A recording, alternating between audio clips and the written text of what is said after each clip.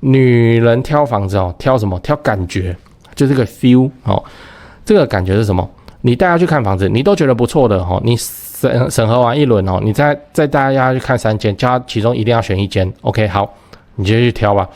她就会帮你挑1间，好，应该也不是你各种计算投报获利最高的那个，然后你问她为什么，那感觉比较好，对，感觉什么感觉，她解释不清楚的啦，她当初就是解释不清楚，她就是对你有感觉才会跟你在一起嘛，对吧？解释不清楚的啦。那看房子也一样，感觉好。换句话说，之后你要卖房子的时候，下一个女人来看，哦，新的买方来看，她也是看那个感觉，你知道？对，这感觉就不错，比较好，你就有机会成交，哦，要卖出一个不错、满意的价格，就是这样。蛋黄区老宅还是蛋白区新城屋，哪个比较好？你要怎么选才不会后悔？先说结论，自住的话，买蛋白区新城屋，投资或是为了小孩子学区的话，你才考虑蛋黄区老宅，这样你会过得比较开心。嗨，我是买房阿元，订阅买房阿元，我先祝你老了有房也有钱。我们在上一支影片聊了为什么房子很难跌，如果你还没看的话，可以看一下。那今天我想跟你讨论蛋黄区老宅跟蛋白区新城屋该怎么选哦。这是我们来聊一个 PTT 上的问题哦。这个标题我念一下，它标题叫闲聊哦。新北蛋白区新房 VS 北市蛋黄区老房哦。那如果可以选，要选新北市的新房，不用追垃圾车，有公设，什么收发信件哦，有没的。好，那内容就是这样哦。那就一个乡民在问，他说学区啊，新重划区那个学区还可以，因为都是年轻人嘛吼，那小朋友也比较有机会遇到好的同学跟老师。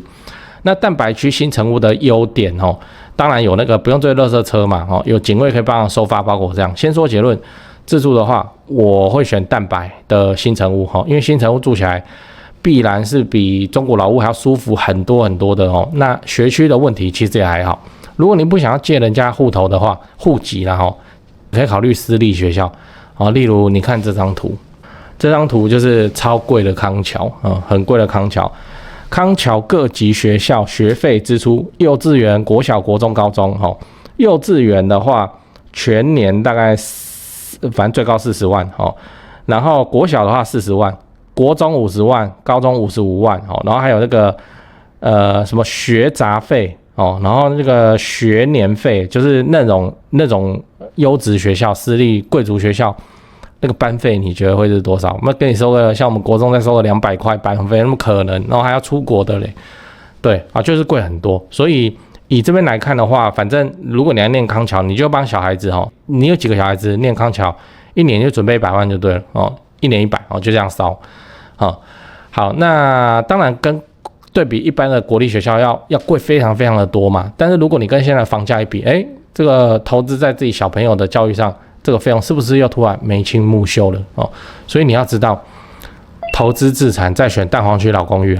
我不建议你自住去选蛋黄区老公寓的原因，以前也说过了，就是你爬那个楼梯你爬不久的，尤其当你有了老婆小孩以后，爬楼梯很受罪，然后附近弯弯绕绕，这是公寓，然后又没有自己的停车场，你就要先停楼下，先卸货，好事多卸货，卸货完以后，然后先去开去停然后再慢慢一箱一箱把它搬上去，光是一次补货，你可能就要搬了2-3趟爬那个楼梯。再来下个雨，你觉得你这样你会爽吗？小朋友还要搬那个奶粉呢，奶粉这样给他扛上去嘞，好，所以如果你是自住的话，当然是电梯大楼啊，这个会舒服很多。那如果你是自产出租的话，或是学区的考虑，你再来那个蛋黄区公寓，因为地段好的地方你好出租，它也很保值。只是你就不用考虑公寓是不是过渡性的产品了，因为它在蛋黄区是大家都要挤进去的地方，不用怕未来不好脱手。而且北市现在的公寓还自带一个属性叫等都更，对不对？所以大概就是这样。顺便提一下如果你现在在看公寓这样产品，我讲的是蛋黄区公寓你是不用去考虑它年限的。就是说我们在讲电梯大楼的时候，会建议你最好买23年以上，不到30年的电梯大楼，这个是高雄的做法这样到时候会比较好脱手。但是公寓这个产品，它几乎已经没有屋龄问题了，反正大家都老到哭吧。你看那个我随便抓的台北市民生社区。民生社区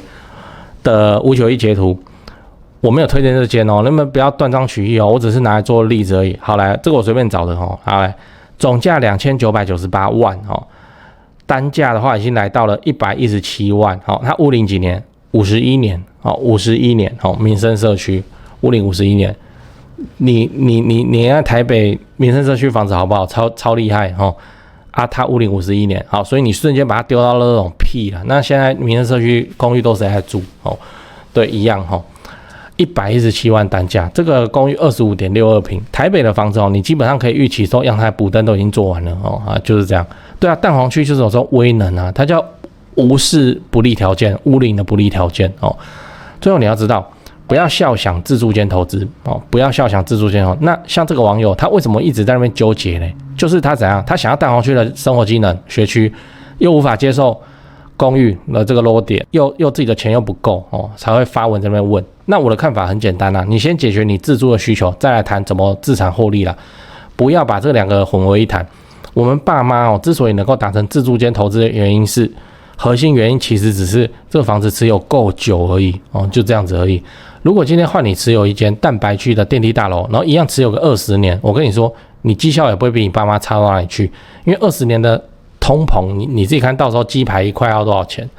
哦？那讲蛋白区的生活机能发展哦，到时候20年后也很完善了哦。那这就是很多人口中那边讲说要自住，结果自己心里想是投资哦。那这样子的话，你就会精神分裂哦，你就会不行。我之前拍片也讲过嘛，你就自住间投资，你就会住在一间你自己其实也不满意的房子哦。就像你交往，你明明也不喜欢他，可是因为他很有钱，你要跟他交往哦，这样你就自己不会快乐的哦。那我的想法是，自住就自住，投资间就是投资，你不要在那边搞什么自住间投资这种事情，持有时间够长都 OK 了哦。那不要你的小孩读书读到一半，然后你就跟他说，这边房子涨价啊，我们家要卖掉要换钱，要搬到别的地方哦，那我就帮你转学，你到时候再重新认识新同学有没的。通常小孩子念的稳定就不会去动了，尤其在国小国中阶段，高中可能很多都会，中南部就很多，就会到外地念书哦，比方说屏东的然后考到一个高雄最好的高中，好，那他就会来高雄生活，到时候再做异动都比较好。换句话说，小孩子他基本上都帮你绑定了6年再加3年9年，他帮你绑定了10年，你的房子几乎都不要卖，就不要去异动。小孩带财啊，他在帮你防守这间房子啊，如果没有这个小孩在那边各种不方便要搬家那边这边干的话，那你看你要持有10年，我们现在谁自产投资？像你今年假设2024年你买了房子，你就是打定主意说2035年你才要卖，不会有谁有这么长期的剧本，除了我们这一种哦。对，所以小孩子就帮你防守住这个房子。我是建议啦，你买自住的房子你就认真挑挑到爆没关系，挑完以后你就是盖牌就不玩了。然后就去慢慢存钱，存下一间自产用的房子。那自产用的房子就看你想要怎么操作，流派那么多反正买房自产这件事情在台湾要找到一个输掉的人蛮难的。如果还会发生输掉的事情，通常都是外力，比方说什么租客跳下去，或是法拍。法拍不是说他缴不起法拍市场你真的有去研究，你是知道，没有哪几户是因为缴不出房贷被法拍的，都是那个。什么做生意，然后那么东搞西搞，房子抵押来抵押去，然后最后搞到被法拍，都是这样你真的要找出那个缴不出房贷，然后被法拍的房子几乎没有就这样。讲完了，我们整理一下，我们今天聊了蛋黄区老宅跟蛋白区新成屋，要选的话要怎么选？我的看法是，你买来自住的话，你应该优先考虑蛋白新城因为它居住环境会比较舒服，从化区嘛那。这个学区的问题就看你是要迁户口或是上私立学校来解决，那不管哪个都会比房价便宜。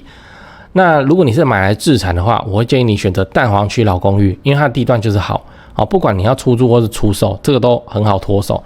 而且买蛋黄区老公寓的时候，你是不需要考虑屋龄的问题因为地段足够强大它可以盖掉这个屋龄的缺点。民生社区、东门捷运站，对不对？公寓捞起来，只要地段足够的好，那买盘依然很坚挺。虽然大涨可能没有你的份，可是它基本上就是留在那边，然后慢慢去缓慢的去做增值。要是等到都更就飞了就这样。那最后我也提醒了你，买房这件事情最好还是比投资跟资产来做切割。你想要兼顾是真的困难，唯一能够兼顾的方式叫做超级长期持有，只要你持有超过20年，生活机能什么的都会慢慢开起来，自然就能卖出高价。我都会先讲不然怕忘记。那个我先跟你分享一个我最近在做的玩具买房阿元高雄地图，这个是我做好玩的啦。你也知道我现在都住高雄嘛，没事我都跑来跑去吃吃喝喝这样，索性我就把这些 YouTube 有推荐好吃的跟好玩的都在地图上标一标真的我平常没事我也是看一下人家拍高雄美食在讲哪些店，我就去吃这样。然后顺便把我做的重大建设功课我也给它写上去。如果你放假要来高雄玩，或是来高雄看房子都可以来看这张地图，那就可以看一下附近有什么好吃的或是有哪些重大建设。你如果想要看这张地图的话，你就扫一下这个 QR code， 或是点开资讯栏的连结就会看到了。你也可以在 LINE 传给别人那记得要用浏览器打开不要导引到它的 Google Map 上。Google Map 这个 App 打开后有问题，就用浏览器看就好了。那顺便再推荐一下高雄自产的房仲店，我自己是都找高雄台湾房屋美术之星店，我的房子都是他们帮我处理的超过10年了。除了一般的买跟卖以外还有其他有的没的帮忙整理装潢拉租金或是出租找租客代租代管他们都能帮忙真的我们合作很久了我跟他说好一个行情价基本上都是可以卖到这个行情价格稍微往上一点点，速度蛮快的。没事他也不会一直来就打扰我们这样，我是真的很信任他们我现在的买卖持续都还是跟他们做所以你有房子，高雄房子你要买或者你要卖你要装潢什么的，那你就加台湾房屋美术之星的 LINE说你是阿元的观众那助理他们就会好好的去服务你。我自己也有加他们平常也会 po 房子嘛，我跟你都是看一样的房子真心推荐。现在就加台湾房屋美术之星的 LINE， 小老鼠 go， 小老鼠5个 go，记得说是阿元观众那我也知道台北人虽然很多都跑来高雄买房子，可是台北人其实更钟情于自产台北一堆人问我有没有推荐的台北房仲，这是只能抬出我的前辈了来这个 LINE 小老鼠 buy 台北小老鼠 BUYTAIPEI 小老鼠买台北。台北市、新北市他们都有服务新北很远远到淡水他们都有服务的，买或卖都 OK。这位前辈也是很厉害只要是台北相关我有不懂的重大建设或工程进度，我也是都问他。他在地产圈也是很有名主要服务高资产族群。但先说前提你要自产台北市，你实力就要够，这个是全台湾最顶级的巅峰战场自备要大概500以上吧，这就是常态。好啦，台北跟高雄我最推荐的房仲我都跟你讲了那现在就加他们的 LINE平常没事的时候就看一看他们 po 的自产物件。我是买房阿元，订阅买房阿元，我先祝你老了有房也有钱。讲八卦讲八卦，我再提供另一个角度来评论这个什么蛋白区的新房，蛋黄区的老房这个东西要怎么挑。我先讲结论听老婆的话听老婆的话这是为了家庭和谐你不要在那边东算西算各种算很厉害，然后老婆那边住得很不开心，然后有没的，然后整天在那边吵架就听老婆的话。那未看先猜，老婆都什么样？都喜欢新房子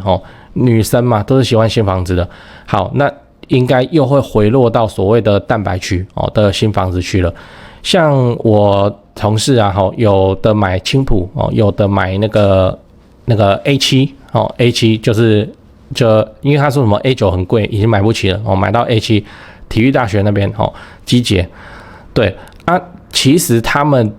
如果真的要挑到一个台北市或是新北市的老公寓交通更方便的地方，他们也都做得到，可是他们依然选择了去那个新的地方新的社区。为什么？女生喜欢新房子那男生在那边想自住间投资，男生自己住得很差都没关系，但我真的是建议就是听老婆的话听老婆的话，家庭和谐不然你整天都在吵架，不然到时候你真的就会发生另一个观众来赖我跟我讲的，当初他就是选投资增值很猛的房子可是他社区很烂，远近驰名的烂它很便宜嘛然后附近有重大公共工程建设这样，哇，住进去之后老婆就是各种挑毛病各种吵架，他就不想要住那个社区，然后你就叫他住那个社区，说以后会赚钱，然后就就好像在坐牢一样哦，这不 OK 啦哦。房地产我重复很多遍了，这个房地产是实现财富人生的手段而已，它不是终点。对，你的终极目标还是要一家老小去过个舒舒服服的日子。那你把大家现在带着去做一个牢，这样比较爽啊！大家都讨厌那些房子，然后只有你在那边很兴奋哦，这以后就会涨了，不用过这种日子哦。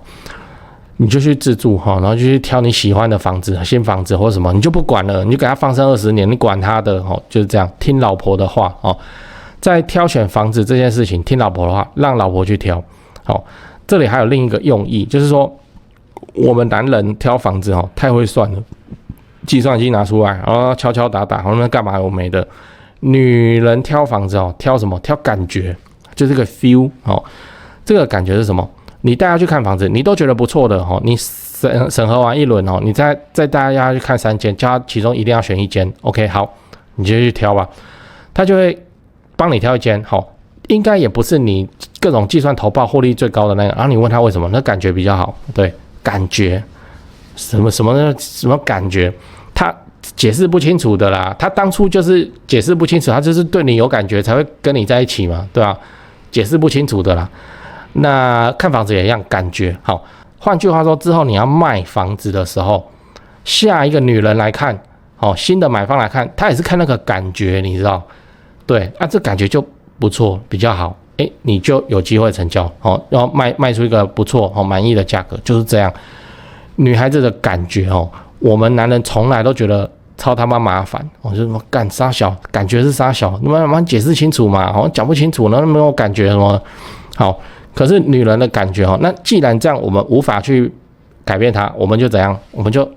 反过来利用这一点，就是说，好，那我就真的带你去看感觉好的房子，最好还有那个灵异体质的都带老婆去侦测一下，有没有看，你这个你感觉这个磁场怎么样？有没有能量在里面互动？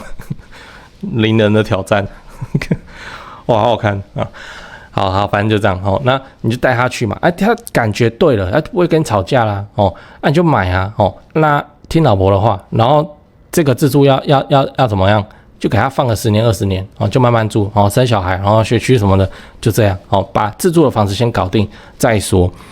还有一件事情是女孩子这是我的观察我以前的同事然后就很夸张就这有涉及到隐私，所以我简单讲一讲就好。总之就是女孩子超想要一个厨房，我不知道为什么。我现在都觉得房地产新房子设计出来，你设计那个厨房干嘛？那个厨房我全部打掉，这样多一间呢那我要怎么用都很好用，反正就是出去吃或叫外卖。可是这个厨房对女人来讲不一样它是一个这个厨房一个家里的厨房，在女人心里的分量跟我们男人完全不一样。完全不一样。对，就我同事他为了说想要自己下厨然后跟男朋友，那时候他们还没结婚，男朋友然后再租了超贵的房子3房一对情侣要租而已，为什么要租到2房1厅3房2厅就是想要一个厨房然后自己下厨，说这样能省很多钱，殊不知你这样子租掉是花更多的钱嘛，租金高太多了因为他们以前都各自住一个套房那现在租一个就好像2房1厅吧，我也有忘了。总之就是那个厨房，从此之后就开开心心的，真的是开开心心的就煮饭或干嘛，然后还会带他自己煮的东西来分大家吃，就开开心心你可以看到他肉眼可见的开心我相信这样子生活起来她跟她的男朋友就生活上就感情就会越来越好，就不会吵架如果要吵架也是很快就会和好而不是说就是为了房地产投资报酬率怎样，然后去住一个没有厨房继续忍受，然后女孩子就很委屈的这种，不用这样子了买房自产自住的你听老婆的就好了，老婆说好你就买，你才买就这样。我们要杜绝以后吵架的机会当然女人在跟你吵架什么理由都能吵嘛但是至少你就不要让房子这件事情变成你吵架的一个最大的隐患然后有那个厨房有那个厨房，对女生来讲就很爱下厨了。他们在那个虾皮上那边滑厨房小物越看越可爱看了每个都想买，可是因为自己就是住套房就没有厨房就没办法买或怎么样，不用啦，那自己的女人你就对她好一点，她喜欢什么就给她什么哦。那就住到蛋白区，他们喜欢新房子，好，那我们就去看蛋白哦。要有厨房，好，那我们就去看哦。然后把老婆安顿好，不会吵架哦，家庭和谐。你听我讲家庭和谐，你觉得很奇怪哦，就是家庭和谐，这真的是对一个男人来讲哦，越来越重要哦，非常非常重要的一件事情。为什么？因为他不会内耗哦，就这边内忧外患，你知道哈、哦，他不会内耗啊。一旦家里都安安稳稳的哈、哦，那这个男人在事业上哈、哦，你要冲你尽量冲吧哦，都没关系哈、哦，用力冲，没有后患哦。这是我认为家庭和谐对男人事业上真的有巨大的帮助哦。啊，其实我们男人住哪里，我们有差哦，住蛋黄老公寓我也没差。住那个蛋白新房子我也没差，对吧、啊？对我来讲就没差，他没有叫比较好或比较不好，对我来讲就没差啊。既然我没差，我为什么不把选择权就给另一半，给老婆一样哦？你要买自住的房子，最后的结论就是记得这句话，叫做听老婆的话哦，听老婆的话，这样就好了。他会帮你带财的，你小孩子会帮你锁住房子，哦，锁10年以上。那你的老婆会帮你挑选出下一组更优秀的买方，为什么？因为他当初选这些房子的时候，他感觉对了。下一个买方的老婆来，他看了一样感觉不错哦，就这样哦，跟你分享。